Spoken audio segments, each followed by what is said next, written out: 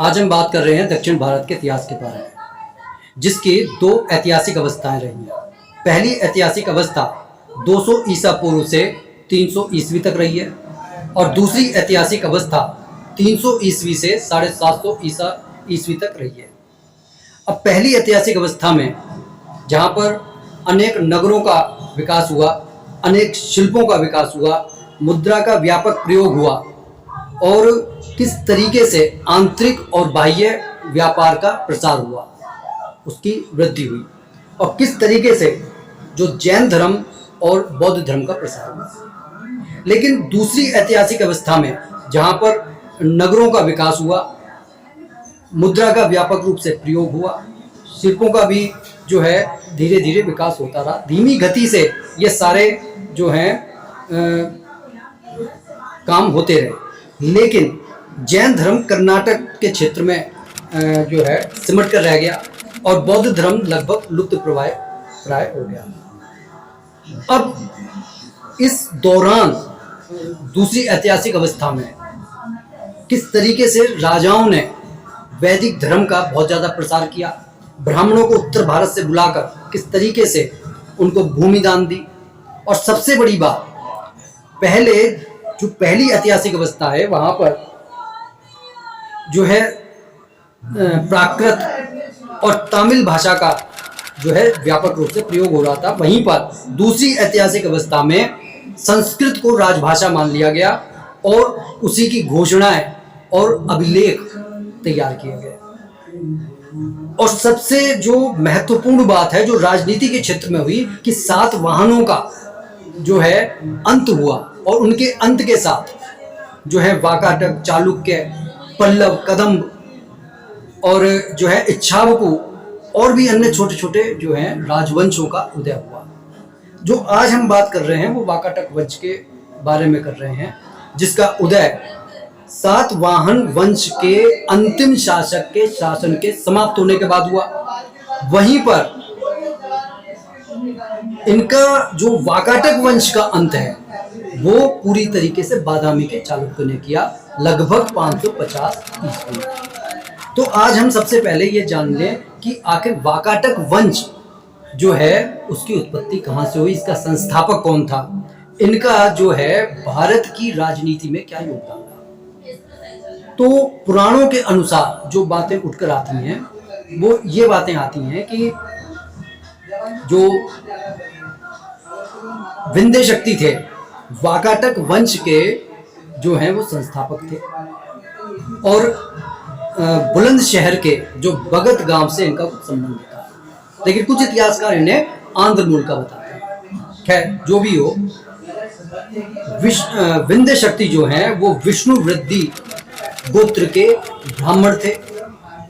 अब इन्होंने कोई उपाधि लेकर शासन किया था या बिना उपाधि के शासन किया था, इसके बारे में जानकारी नहीं है। लेकिन इतनी बात मानी जाती है कि 280 ईस्वी में जो हैं इनके पुत्र प्रवरसेन प्रथम गद्दी पर बैठे और वो बहुत वीर शासक थे। उनकी वीरता का ही ये प्रभाव हुआ कि उन्होंने हर क्षेत्र में आक्रमण किए, क्षेत्रों को जीता और इस तरीके से उन्होंने एक बहुत शक्तिशाली वाकाटक साम्राज्य की स्थापना की। लेकिन गलती भी एक हुई। गलती क्या हुई?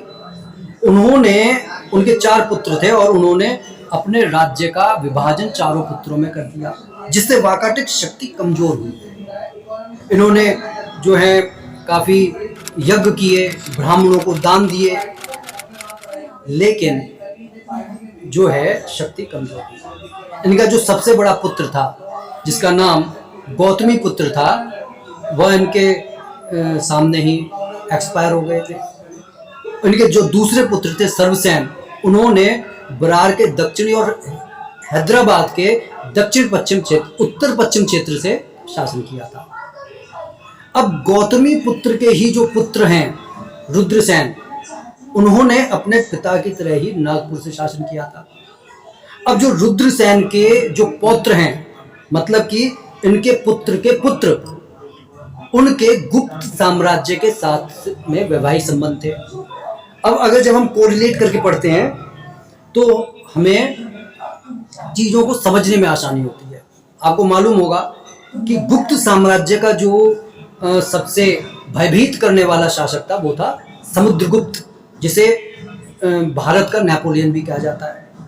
इन्हीं के जो पुत्र थे चंद्रगुप्त द्वितीय, जिनके लिए विक्रमादित्य और शाकारी जैसे जो उपाधियों का उल्लेख किया जाता है, इन्हीं की पुत्री प्रभावती के साथ रुद्रसेन द्वितीय का विवाह हुआ था।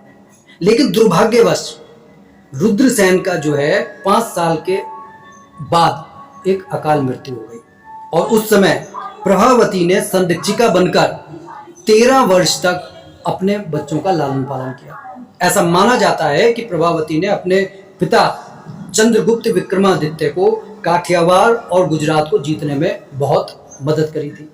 लेकिन दुर्भाग्य ने प्रभावती का जो है पीछा नहीं छोड़ा।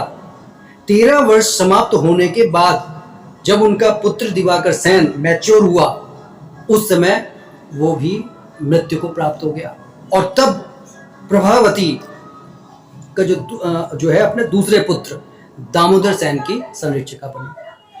अब जो रुद्रसेन थे वो 395 ईस्वी में एक्सपायर हो गए थे और 13 वर्ष तक प्रभावती जो है अपने बच्चों की संरक्षिका बनी थी। उस आधार पर लगभग 408 ईस्वी तक वो संरक्षिका बनी। अब जब दिवाकर सेन एक्सपायर हो गए तब वो दामोदर सेन की संरक्षिका बनी। तो दामोदर सेन जो है काफी बड़े थे, तो वो तुरंत ही लगभग 2 साल बाद ही 410 ईस्वी में जो गद्दी पर बैठ गए और उन्होंने दामोदर सेन प्रवर सेन द्वितीय के नाम से शासन किया। वह काफी विद्वान व्यक्ति थे, साहित्य के प्रेमी थे और उन्होंने एक रचना भी की थी जिसका नाम था सेतुबंध। इनके समय में ही जो है वाकाटक शक्ति जो है काफी अपना मान सम्मान बनाए हुए थे। लेकिन इनके पुत्र नरेंद्र सेन के समय में नल वंश के राजा जो है भवदत्त ने इन पर आक्रमण किया, इनसे बहुत सारा क्षेत्र छीन लिया।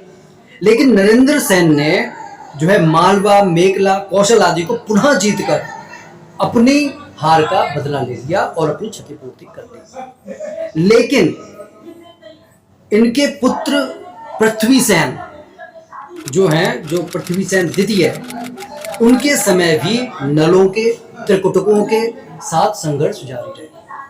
अब नीलकंठ शास्त्री, जिनका बहुत बड़ा योगदान रहा है दक्षिण भारत का इतिहास लिखने में, ऐसा मैं क्यों कह रहा हूं, क्योंकि ज्यादातर इतिहासकारों ने उत्तर भारत के बारे में ही लिखा है, दक्षिण भारत को नेग्लेक्ट करते रहे हैं। लेकिन नीलकंठ शास्त्री जी एक ऐसे इतिहासकार हैं जिन्होंने उत्तर भारत के बाद में दक्षिण भारत को भी कवर करके इस क्षतिपूर्ति को पूरा किया है। उन्होंने कहा है कि जो वाकाटक साम्राज्य, जो सातवाहन वंश के अंतिम शासक जो मध्य प्रदेश में जो शासन करते थे, उनके बाद में उसकी शुरुआत हुई। विंध्य शक्ति उसके संस्थापक थे। लेकिन चालुक्य शाखा के बादामी चालुक्यों ने इस वंश को पूरी तरीके से समाप्त कर दिया। कैसी लगी ये वीडियो कमेंट करके जरूर बताइएगा। तब तक के लिए जय हिंद।